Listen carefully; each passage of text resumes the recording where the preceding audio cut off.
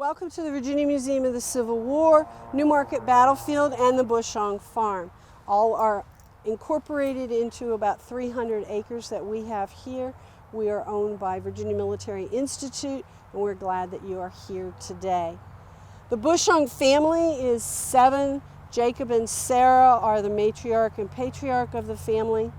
The cadets from VMI are involved in this battle, and we exist because they were involved in this battle. George Collins is a 1911 graduate of VMI.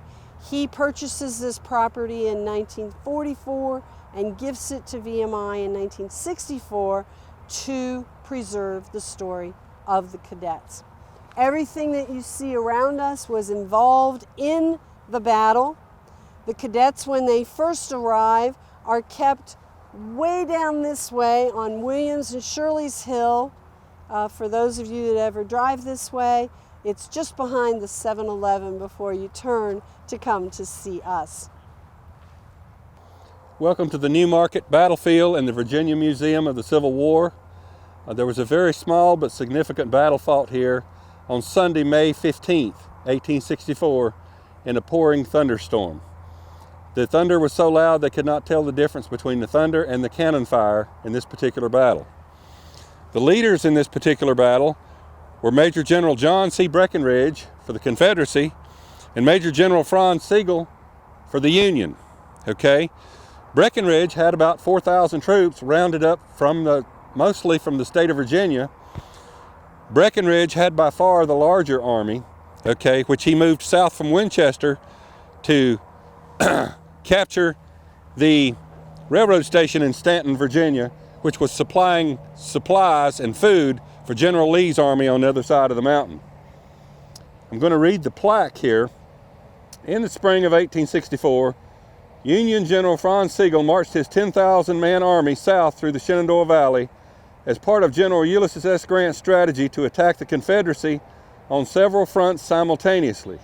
To counter this threat, General John C. Breckinridge led 4,000 Confederate troops to Newmarket, located at the only road over the Massanutten Mountain about a mile to our east, which divides the valley and channels troop movements, and was used extensively in the Civil War by Thomas Stonewall Jackson in the Valley Campaign in the spring of 1862.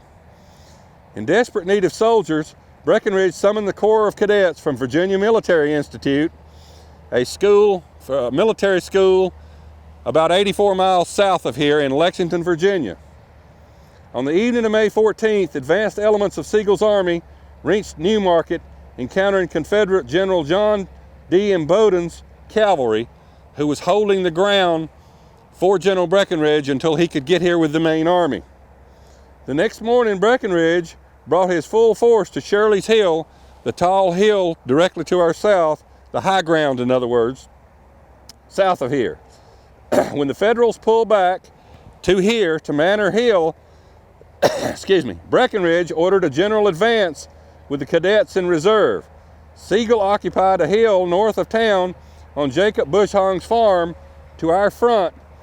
You will see the barn, and to the rear of the barn is Bushong Hill, where for several hours fighting swirled around the house across an orchard and wheat field, muddied by torrential thunderstorms. Casualties in the Confederate center created a hole that Breckinridge reluctantly filled with the cadets. After his forces repulsed 2 final infantry and cavalry charges, Breckinridge ordered an attack along his entire front. In this direction, the Federals retreated north in good order as the cadets overran an exposed artillery battery, capturing 1 cannon and many prisoners. Union losses totaled 841 killed, wounded, and missing, while Confederates suffered 531 casualties, including 10 VMI cadets killed and more than 40 wounded. With Sigel's army no longer an immediate threat, Breckinridge took most of his troops east to join in the defense of Richmond, the Confederate capital. Here to be involved. Confederate artillery is all across this way. The Union artillery, if you look real hard, The left-hand corner has 2 cannon. Next to the tree line. Next to the tree line. Right now they're men. There's a guy up there. That's where the Union cannons are at. They are engaging. And the VMI cadets need to get to their position. You're going to march in a column of 4 because the Military Tactical Manual of 1863 says to get to your position, you march in a column of 4. So they go in a column of 4 towards the house. That's what we're going to do. So come on. We don't have to do in a column of 4. Just come. We stop here because this is going to be the position where we lose our first cadets. 10 cadets will ultimately lose their lives because of this battle, and 3 of them, Cadet Cabell, Cadet Crockett, and Cadet Jones, are all going to die essentially simultaneously at this location. That artillery fire is coming from there, and the artillery fire is coming from there, and artillery bursts within the ranks of the cadets. So they will pass. Cadet Cabell has a brother that's also in the Corps who will look for him after the battle. Now their position that they're heading towards is on the other side of the orchard, but they're not in battle. They're gone, but they're not in battle. They're going to continue, and we're going to continue to the back of the wheelwright. The wheelwright shop is a reproduction building in the same location as the wheelwright shop was in 1864 when the battle takes place. We'll go to the back of there for our next stop. Cabell, Crockett, and Jones die up there partway down the field. Cadet McDowell is going to be shot in the heart at the back of the wheelwright shop. Now, as you probably know, this is going to be the dawning of the rifle musket, the sharpshooter, if you will. So we don't know if that Union soldier was behind the barn or behind a shed that had been right here that has long been gone. Maybe he was firing from in the orchard, but he gets him in the heart. Now, Cadet McDowell in Virginia is well known by most of the 4th and 5th graders. They read a story called Ghost Cadet. And Ghost Cadet is a pretty cool story where Benji, a modern kid, comes and visits Grandma for the summer and encounters the ghost of Hugh McDowell on the battlefield. They search for Hugh McDowell's watch. We know he had a watch. It is recorded that a letter was sent to Commandant Smith from Hugh's father asking about the watch because it was not returned with his belongings. To our knowledge, that watch has never been found. However, about 3 years ago on Pawn Stars, a watch from Port Republic, which is just south of us, was brought into the pawn shop, and nobody knew it existed. So maybe that watch will someday show up. We know it's not on this property because it's been dug and redug and dug again and metal detected, so we know it's not here.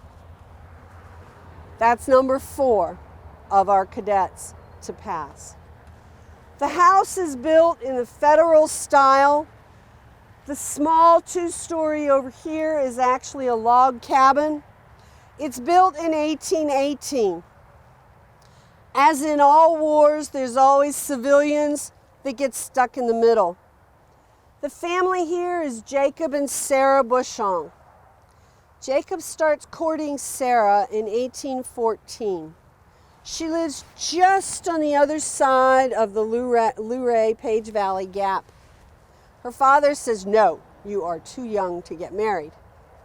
4 years later, they will marry in the spring of 1818 and move into this 2-story structure.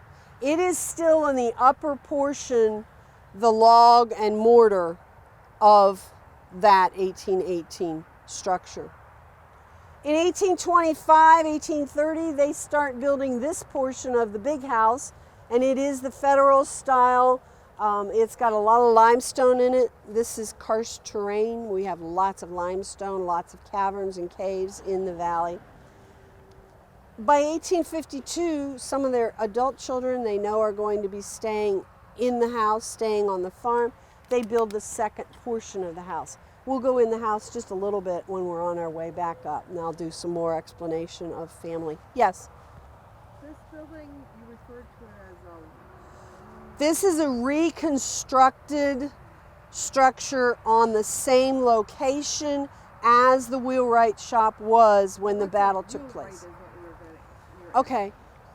What do you think a wheelwright might be? They made the wagon wheels. Wagon wheels. Yeah. The Bushong family have a blacksmith shop. They have the wheelwright shop. They have a bake oven.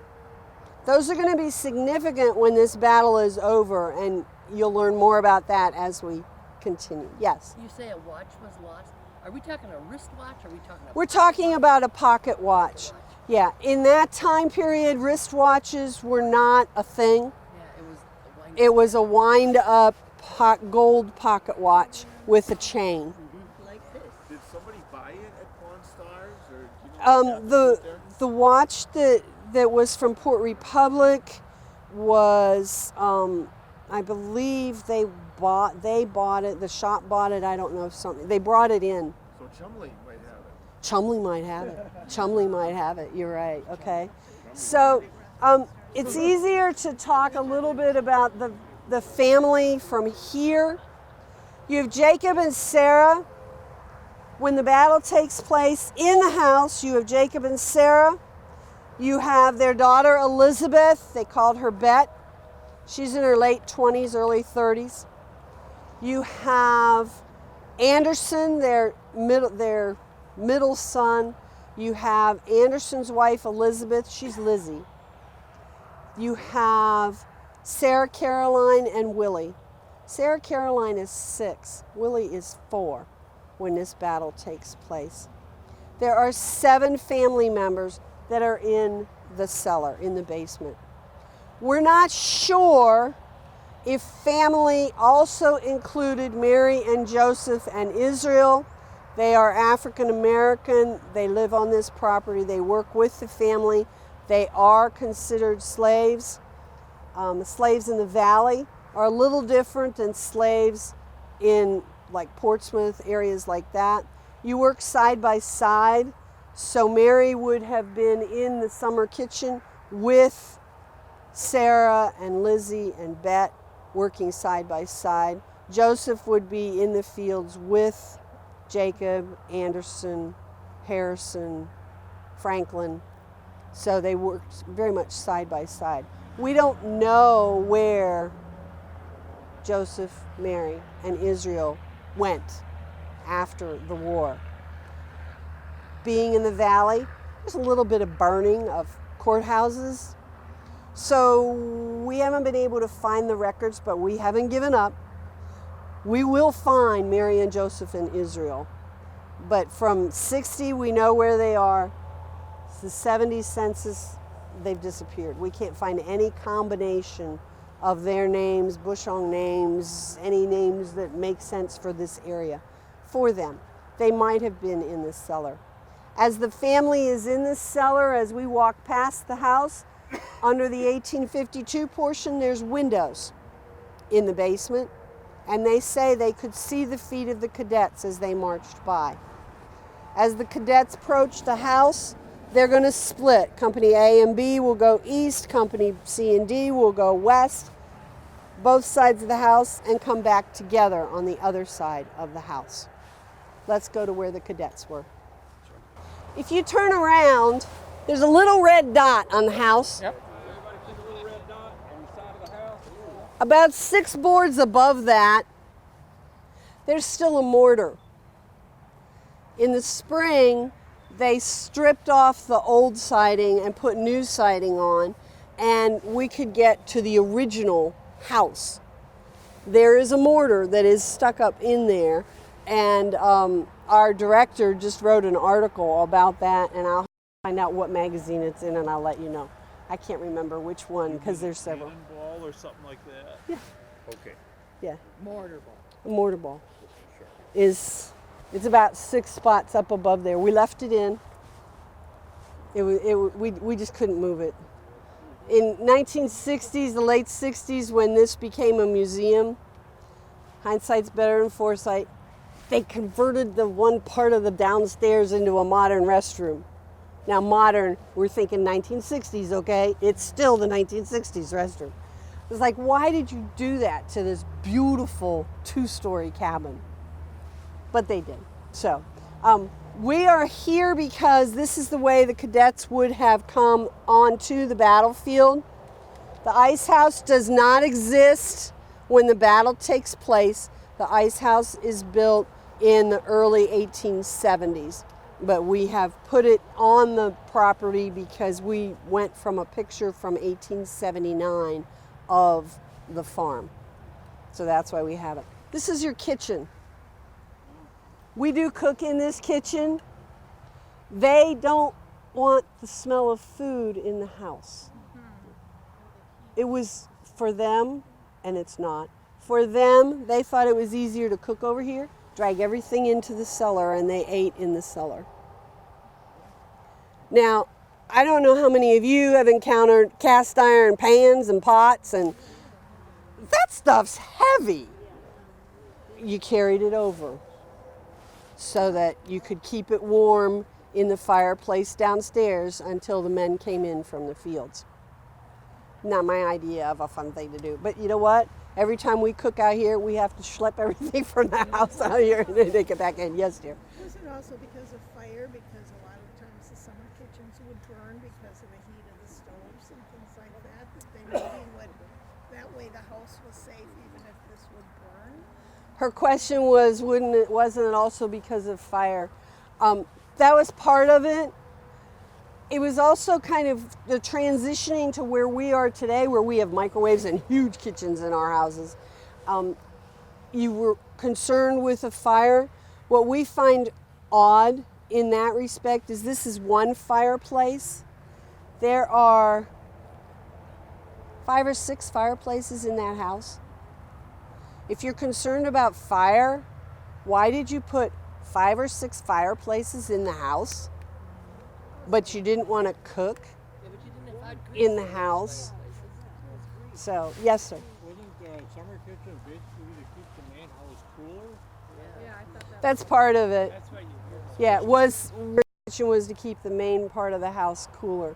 The fireplaces in the house, for the most part, are not functional until the evening of a very cold day, like we had in Ohio on Saturday night, when it went down to like 23 degrees, and this was the jacket I had with me.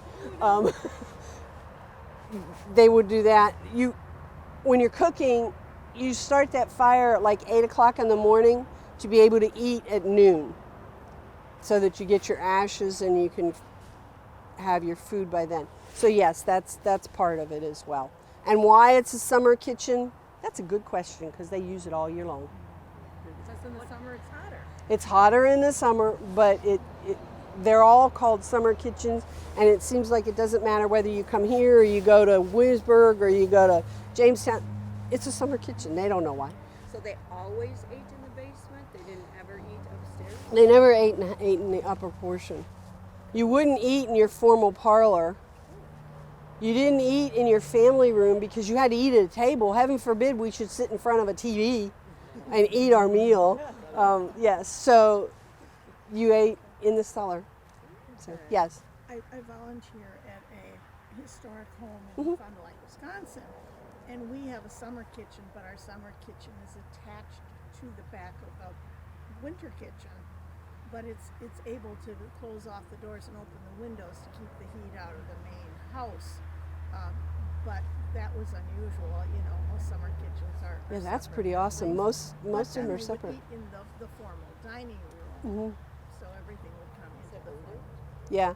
Their house does not have a dining room. 1843 to 1878. Very cool. That period. Okay.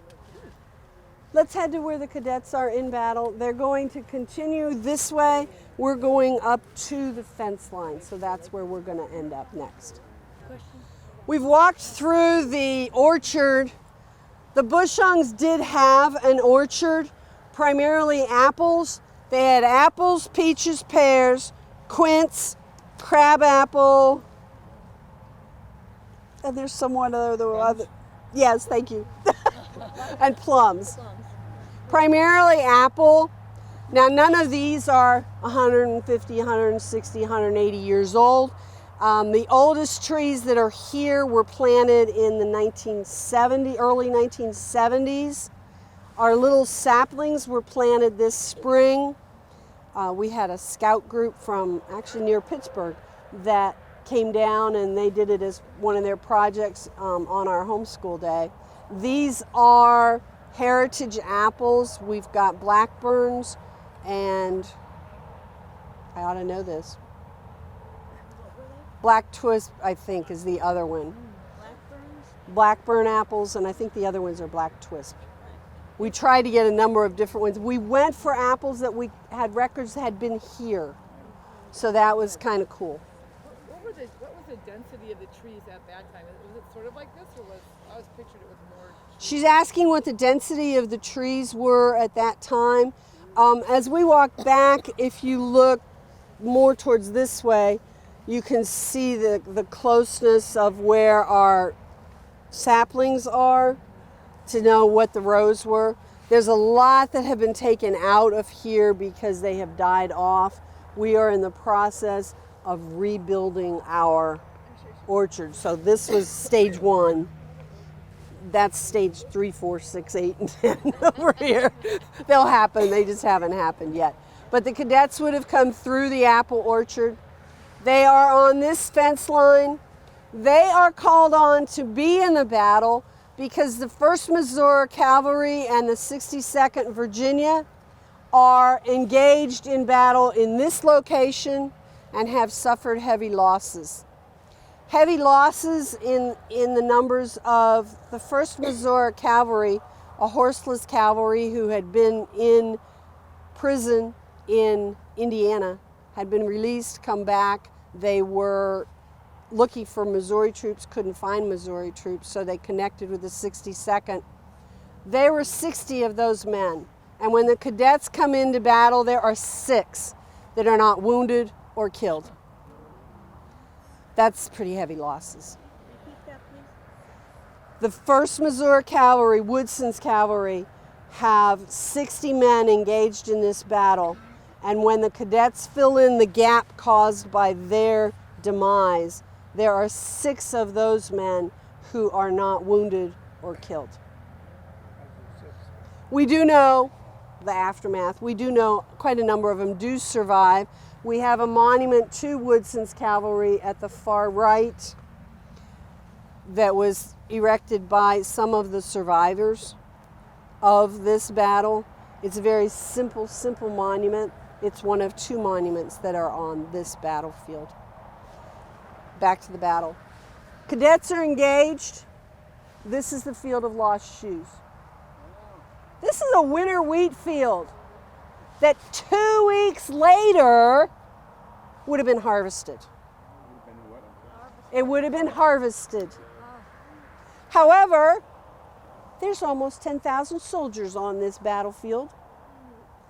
And 2 weeks later, there's like nothing. The barn has very little in it in the fall of 1864. The cadets are lined up here. There's chaos on the field. Now, something else happens about midday when the cadets come on the field.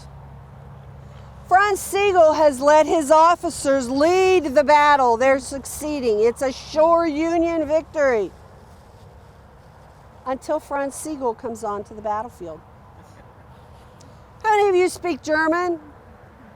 I have a that's about it. I have a very, very small portion of that's how I got my bachelor's degree, was in German. I was like, I don't remember any of this stuff. He starts giving orders in German. Now, his officers, a couple of them understand what's going on, but not many. He's got Scotch-Irish soldiers, he's got American English, he's got Irish English, he's got a few that speak French, and a handful that speak German. Von Kleiser speaks German. He's in charge of one of the artillery brigades. Von Kleiser understands that Sigel wants them to retreat. So he attempts to turn around his artillery. Now this is all happening in the rain. We have a beautiful day today, okay? It's in the rain. In a thunderstorm. In a thunderstorm. The cadets are here and they see all the confusion up on the hill. Okay, think of your 17 to 19-year-old. They know all. They decide to take it upon themselves to try to capture one of those cannons. They succeed. Cadet Faulkner captures 27 Union soldiers all by himself. Now, if you think about it, winter wheat is about this high when it is ready to harvest. 3 to 5 foot tall. The cadets are wearing blue kepis. If you are a Union soldier and you see a whole bunch of blue kepis heading your way, what are you going to think? Hey, these are some of us. Let's greet them. Oops. Big fail. He captures 27 of them all by himself. Now the rest of the cadets come up and help keep them captured. The cadets capture a cannon. Sigel does manage to get them to retreat. Breckinridge's troops follow, but Henry DuPont, you might recognize that name, he's in charge of making sure that the bridge is burnt so that the Confederates can't follow. Confederates can't follow. This battle takes place because Sigel sees a little tiny railroad spur depot at Mount Jackson. It's about 7 miles north of here. He's supposed to be getting the big depot in Stanton, but he decides to camp up here. And Breckinridge is supposed to go to where the Union troops are. So that's how this even happens on this property. David, do you have something to add? The majority of his troops were from Pennsylvania, Ohio, and West Virginia. You gotta talk louder. Very few of them spoke German. The battle was over, but the cadets turned the tide of the battle due to the fact that they took advantage of the confusion on the battlefield. You have to realize that the average soldier in the Civil War was only 5'7", about her height, and between 125 and 130 pounds. So by today's standards, they would have been very small soldiers. But when you have winter wheat that's this high, and you can only see blue kepis, you see them coming towards you, you think, okay, those are the good guys. Those are our friends. So they didn't shoot. They made a critical mistake. So in battlefield, it don't take but just a very little to turn the tide of battle. So when the cadets reached the top of Bush Hong Hill, the rest of the Confederate forces followed, and it turned into a Confederate victory. The last Confederate victory in the Shenandoah Valley in the Civil War. You have a question? Yes, sir. She had stated that this was bound for a federal victory, a Union victory. Why in God's name did they start to retreat?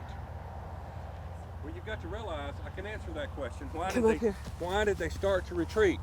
You've got to look into the background of the Union commander, Franz Sigel. Franz Sigel was famous even before this battle. Even before he came into this battle, he planned his retreat. How many generals do you know that goes into battle planning to retreat instead of planning for victory? McClellan. Okay? McClellan. The list is a long list, okay? But Sigel was one of those guys, and he just took it upon himself, and it cost him dearly, okay? Because his forces actually outnumbered the Confederates here in this battle. But in the artillery battle, General Breckinridge went with his artillery throughout the battle and personally commanded his artillery. He only had 14 artillery pieces. The Union had 28 cannon, twice as many, and still lost the battle. And you say, go figure. Okay, it comes down to, just like in today's Army, leadership. Leadership counts, and especially in a critical point of battle. Okay. Did you tell them about Cadet Standard here? No. Okay. The 5th cadet that died right here at the split rail fence. Okay, his name was Jacqueline Beverly Standard. He was shot in the leg, okay, in an artery, and they took him back to the Bush Hong house, and he bled to death because they didn't get a tourniquet on his leg. Okay, but in the battle, the cadets lost 5 that day, and 5 more died after the battle, and 45 more wounded. Okay, out of 257 cadets. They'd never been in combat before. They'd never done anything but guard duty prior to the Battle of Newmarket, or burial detail. So they'd never seen combat before. So it was an interesting battle, not the largest, not like Gettysburg or Antietam, but it was significant at the time. But because it was for control of the gap over there, the Newmarket Gap that crossed the mountain here between the mountains. So it was the only opening between Strasburg and Harrisonburg in the Massanutten Mountain. So it was a critical control of that gap that was primarily why the battle was fought here. There's 4 places that you can cross the mountain. It's the same 4 places that you could cross the mountain in 1864. They haven't found a better way to get across. So it was significant. If you could control the gap, you could control troop movements. You just had a lot of clout if you could do that. After this battle, as I mentioned earlier, there's about 1,300 that are wounded, killed, or missing. That comes out to about 800 Union, about 500 Confederate. After this battle, Franz Sigel is given orders to go to Harper's Ferry to wait for his next set of orders. Still waiting. He never gets any other orders. They realize he might be well known, but he's just not the right person to be leading an army in this particular war. Breckinridge will go back to Richmond. He will become Secretary of War for the Confederacy. Now, when the war's finished, he needs to get out of Dodge, if you will. Remember, he had been vice president. He had had some fairly simple ideas of how to keep the war from coming, and had been advised to leave Washington before the war starts. After the war, he was in even more danger for his excuse me, more danger for his life. So he actually will go to Europe. He'll spend some time in Cuba. He'll spend some time in Canada. He does return to Kentucky. He will die there in the early 1870s. Sigel goes on and lives for quite a long time. We actually had the privilege of having some of his descendants here a couple years ago, and that was quite interesting. They wanted to be sure that we got the story right, which fortunately we had during our tour. The cadets will go back to the Institute. They will be called to Richmond to receive a new flag for their regiment and to receive accolades from the governor and from President Davis for their part in this particular battle. The Institute will be burned in June when Hunter's raid occurs. Excuse me. David Hunter had actually been engaged here. He will take folks through and he burns the southern part of the valley. This is prior to the incident referred to as the burning that occurs in the valley in the fall. That barn is not the original barn, but the original was not burnt in the fall of 1864. There wasn't a whole lot in that barn. Remember, all the winter wheat had been trampled. There was very little stored for the winter. We believe the barn was spared because soldiers from both sides were treated in the Bushong house, in the barn, in any of the other buildings locally, and in town. Soldiers from the Union and the Confederate were treated, and many brought back to health. Many, of course, will die.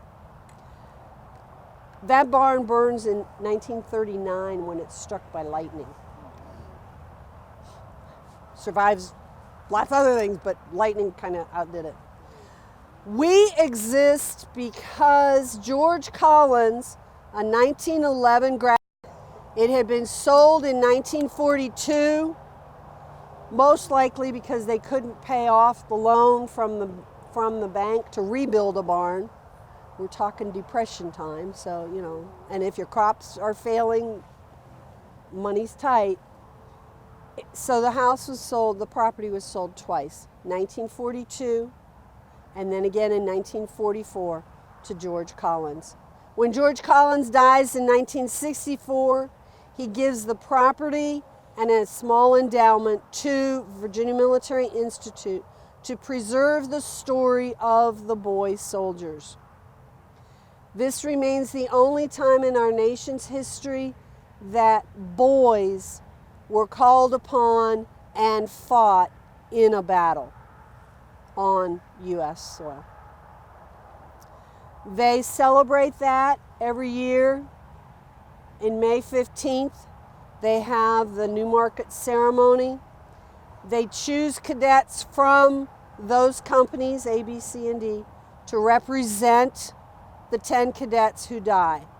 And they do roll call, and that cadet will step forward and will say, "Died on the field of honor, sir," and will step back into place.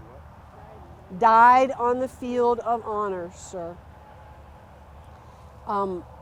We very seldom have the privilege of being there. I've been there once in 14 years because we do our reenactment around that same time. Our reenactment is the weekend after Mother's Day. It is as close as we can get to being on the 15th, and every once in a while it happens on the 15th. Can't compete with Mother's Day. Yeah, can't compete with Mother's Day. For our 150th, we had a group of current cadets, former cadets, friends of VMI and of the park that fully decked out as the cadets had. The coolest thing that happened that weekend, it was raining, that was appropriate, but the coolest thing is when those guys got here and they approached this fence, the skies opened up and it started to pour. It was an incredibly emotional moment for them, for most of the reenactors that were here, and for us as staff, because it was just kind of like, yep, we recognize this. Keep honoring the boys. Yes? Franz Sigel was somewhat, he was a German general, came over, he was a friend of Abraham Lincoln, and originally raised 26 Wisconsin. He didn't stay with that, but he raised that. Oh. He was a friend of Lincoln. Oh, we did Let not me realize add that. Franz Sigel, the reason he was appointed as the Union commander here in the Shenandoah Valley, okay, is even back in the day, politics counted. And in 1864, Abraham Lincoln was up for re-election, okay? His 4-year term was almost up. And he needed the German vote, okay? And how better to get the German immigrants to vote than appoint a German general and put him in charge of an army somewhere. And that happened to be here. And Ulysses S. Grant told Abraham Lincoln, hey, don't get your hopes up on Sigel here, okay? I've seen him in action before. He's nothing to write home to mama about here, okay? And Abraham Lincoln says, hey, I need the German vote this fall. I need a victory. I need a leader, a German leader. And that's why he was appointed, okay? And so politics counted even in 1864. I wonder if it makes sense if he was in charge of that group from Wisconsin, that because they would have been speaking German, a good chunk of them. They weren't here. They were not. The group from Wisconsin was not engaged in this battle, but when he had that right. group from Wisconsin, wouldn't that make sense that you would give They him were a German. group then that spoke German? 26 Oh yeah, German. oh yeah. It definitely makes sense. He was one of the people that had to leave Germany because he was involved in trying to overthrow the German government.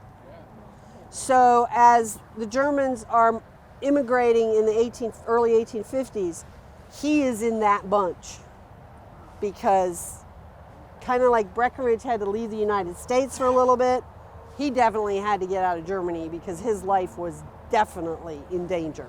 One little piece of information that Franz Sigel, he was a general in the Revolutionary Armies in 1848, and he was singled out as having the best retreat of the revolutionary forces back into Switzerland, you know, and then he was touted as he saved the army, but he lost the battle, you know. So, but after that, he was in Switzerland for a while. They issued an arrest warrant. He left Switzerland or Europe in 1854, came to New York City, and he ended up in St. Louis, Missouri with the other Germans that were fleeing, that fought in the Revolution. Okay. He's the only Union general that I'm aware of, and I'm aware of most of them, that ever went into battle planning his own retreat. Yeah. I mean, even George McClellan, you know, even though he was always outnumbered in his mind by Robert E. Lee 2-1. And in fact, it was the opposite. He outnumbered Lee 2-1 in every battle. But at least George McClellan, of all people, didn't go into battle planning his retreat like Franz Sigel did in every battle. I don't think General Grant never did. So no, Grant didn't either, okay? Grant was an alcoholic, but he would fight. And Abraham Lincoln says, I need a general that will fight and not retreat from Bobby Lee. I need a general, and that's why he appointed Grant as the overall commander in the spring of 1864. And again, if they would have had Wisconsin troops here, they would have won the battle. Shoulda, woulda, coulda. Yeah. They had Ohio Shoulda, troops woulda, here. coulda. Okay, yes. Where did Cadet Jefferson go down? Thomas Garland Jefferson went down along the line here. He will be taken into town to the home of Eliza Kleindienst, who then becomes Eliza Kleindienst Krim. She actually has a grandson who graduated from VMI in 1968. Now, Eliza, she's this tall. She is just under 5 foot tall. Very petite, very, very tiny. Thomas Garland Jefferson will survive for 3 days. He will die on the 18th of May in Miss Kleindienst's home. I won't say more about that because you will learn about her as you watch the film. And I don't want to spoil the film for you. We're going to turn around, we're going to go back to the house. We will go into the main house for just a little bit. The thing that you can see was involved with this particular battle. Now to the west, where that tree line is as far as the battle goes. Because on the other side of that tree line, you knew you were going to die, or you turned around and you had a 50-50 chance. Most of them were smart and just turned around, and most of them did survive. This battle will entail about 10,000 soldiers. That's about 6,000 Union to 4,000 Confederate. At the end of this battle, there will be approximately 1,300 that are wounded, missing, or killed. Now, there's a large portion of missing on this particular battle because most of the troops under Breckinridge our Virginia troops. Now, if you signed up in 1861 for a 90-day stint, this is May of 1864, and your house is right over there. You haven't been there for 3 years. What do you think you're going to do? So quite a number of the missing from this particular battle become soldiers again in a few weeks, but they had to go home. Your home is just on the other side of the Luray Gap. Your home is just in Matthias. We even have one of the wives, Almond Sager, is in the 18th Virginia. His wife actually hears the battle going on, knows they're here, figures they're here. She rides her horse overnight to come and check and make sure that he's okay. And that becomes a really awesome part of our spirits program that we actually are doing this Saturday. So it's a lot of fun that way. John C. Breckinridge becomes in charge of the Confederate troops in the Valley in the spring of 1864. Franz Sigel is given charge of the Union troops in the Valley in 1864. Now, John C. Breckinridge was a fairly significant person in the United States. Anybody know what he was? Vice President. He was vice president. His home is in Kentucky. Kentucky chooses to follow the Confederacy, so he decides to follow the Confederacy. Very much like Robert E. Lee, having been asked by Lincoln to lead the Union Army, followed his heart and ended up leading the Confederate Army because Virginia became a Confederate state. We're going to go out onto the battlefield, and we're going to go right over here to the fence line for the first, exactly opposite. The bake oven we do use, they had one. This is not theirs. This is from this county and is period correct from that time period. The one that was here did not survive. How do you think you can tell when it's hot enough to use? No. Put your hand on the bricks. Yeah, I'm not putting my hand in that oven. That's going to help a little bit. What's something simple that you might have in your kitchen at that time, not today so much? Take a little cornmeal. Take a little bit of cornmeal, toss it in, count how quickly it burns. That'll tell you whether you have an oven for a sponge cake, you have an oven for cinnamon rolls, or you have an oven for bread. Then you take out all of your coals, put them underneath, and then you can put your things in. We actually made pies for Pie Day back in March, which was really cool. We do brown bread, we've done cinnamon rolls. We didn't do so great with our sponge cake. It came out kind of burnt. But most of the time we do pretty good with it. We have to have enough of our volunteers to be able to do there and here to do the oven. But it's pretty fun to do. We actually did a workshop at Harper's Ferry so that we knew how to make this work. I was just going to say, do you have certain kinds of recipes that were that time period? We have, she asked if we had recipes that work that are from that time period. Actually, I'm glad you asked that. We have a cookbook that is Mother Bushung's cookbook that one of our former supervisors of historical interpretation put together. We all worked at that, tested recipes, and they are period correct recipes, but they work in your modern oven. The brown bread recipe that we use, I make it fairly frequently at my house. And it takes about the same amount of time, with the exception of I don't have to wait the 3 hours ahead of time to get the coals. I just wait for the oven to go beep and I'm good. So we use... Those are for sale. Yeah, those are for sale. We use recipes from colonial days. We use recipes that are, there are some of them that are actually Mother Bushung's recipes. Anything that would have been from that time period, we try to make sure they are time period. When we cook here, it is very much of a seasonal cooking. I can't have strawberries in December in a recipe because there is no way the Bushung family would have had strawberries in 1864 in December. They had ice cream in August though.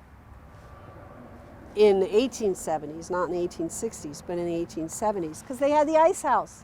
Where did they get the ice? You got the North Fork of the Shenandoah is just on the other side of here, so you would have had to go down around to get it. At one time, there were also 2 ponds that were in the vicinity of where Route 81 is. Route 81 was actually scheduled to take our house. And there were enough people in that time frame in our government that realized that was not such a cool idea, so they took 2 ponds instead. I'm glad they took the ponds. I didn't know if it froze hard enough to freeze ice for ice blocks for an ice house here, if it froze hard enough. I mean, up my house It does freeze hard enough. Now, it doesn't freeze as much as it did. Like, I've been down here for over 40 years, and 40 years ago, you could ice skate on the ponds fairly regularly. It doesn't seem like we get that cold of a winter very often anymore because of the climate changing, but you would have it. And they, by being the wheelwrights, the blacksmiths, the trees, all the sawdust, they had plenty of sawdust to do. By being wheat farmers, you had plenty of straw to put layers. Excuse me. At the Wade House, those of you that have been there right in our area, they have in their winter quarters, they have a makeshift camp oven, and they do that same thing where they have bricked off or stones, whatever they can find, an area to make those coals, and then they do the same thing, put them under. So that's really interesting, very primitive, but it works. I mean, they actually bake bread there. So if you haven't ever been there, their winter quarters is not going to be there much longer. So Why? well, it had a 5-year contract, and so now they're done. And but that's very interesting to see what the soldiers would have done to replicate that. We're going to go into the 1825, 1830 part of the house. One of the ways you can tell it's from then is to look at the stairway. The stairway is about this wide. So ladies, if you think of the high-waisted dresses with the flowing skirts, that's the style of that time period. When we are dressed out in Civil War, we bump both sides of the stairs to go. There is the family parlor, the main parlor. There's 2 bedrooms upstairs. The one is as though it belonged to Miss Elizabeth, Miss Bet, and the other one is a family parlor, so that would probably be Anderson, Lizzie, Sarah, Caroline, and Will. There are other portions to the house that are locked up for various reasons. I'm going to check the north parlor while you're in the main part of the house to see if if I can let you in or not. Sometimes we let you all in, and we gardened on Thursday, and I'm not sure how much we got it cleaned up from gardening. So come on into the house.